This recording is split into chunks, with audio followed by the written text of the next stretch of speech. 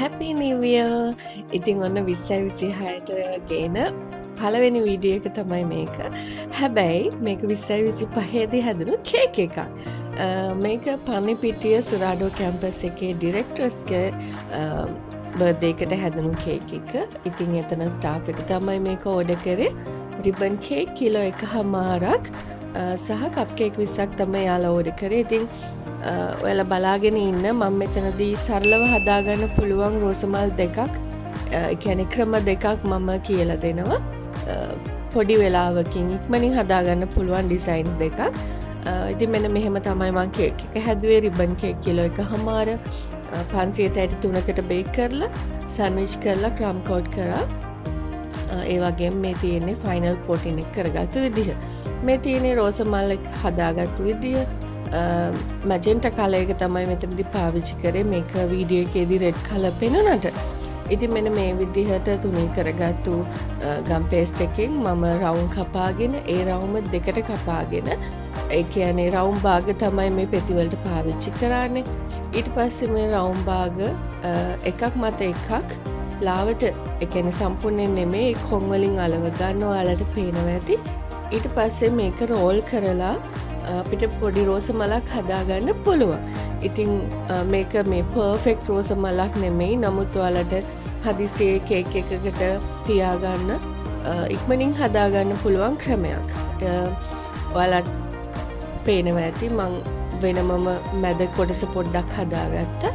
ඊට පස්සේ ඒකත් එක්ක අර අලවගත්තු රවුම් කොටස් ටික, රවුම් භාග කොටස් ටික රෝල් කරගෙන අරගෙන යනවා. ඊට පස්සේ පෙති ටික පොඩ්ඩක් හදාගෙන මෙන්න මේ වගේ චූටි රෝස මලක් ඔයාලට හදාගන්න පුළුවන්. ඊළඟට මේ තියෙන මම ඒක කප් කේක්ස් වලට තියාගන්න විදිහ. මොකද කප් කේක් එකට ඒ සයිස් එකට හරියන්න තමයි රෝස මල් ටික මුලින්ම මම හැදුවේ.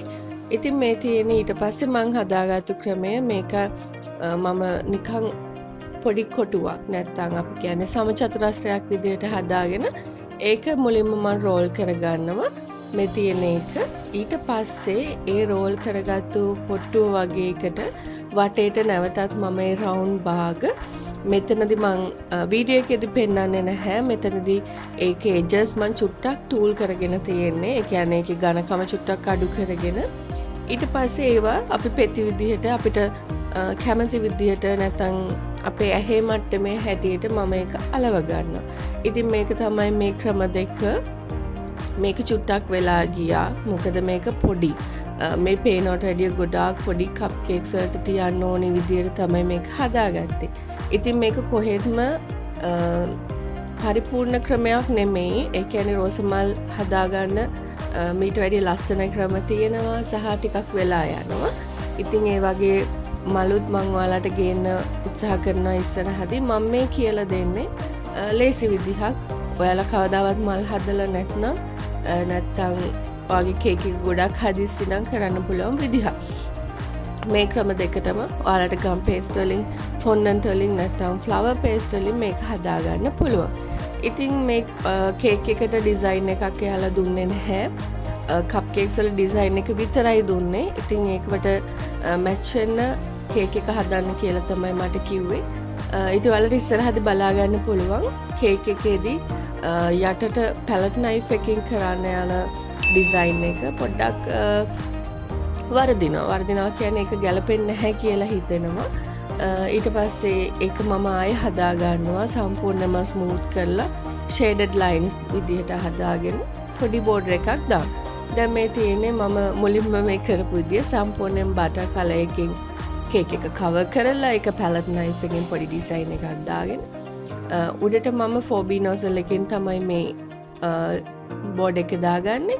ඊට පස්සේ මම මේ දාගන්නේ white එකයි magenta කලර් එකයි මාරුවට බෝඩ් එකේ දාගන්න. මුලින්ම හිතනවා මේ විදිහටම තියෙන අරිනවා කියලා. ඒත් ඒක එච්චර ගැලපෙන්නේ නැහැ, ලස්සන නැහැ ඇත්තටම. ඒක නිකන් මල් මාලයක් වගේ. නිකන් මල් ටිකක් තිබ්බා වගේ වුණා.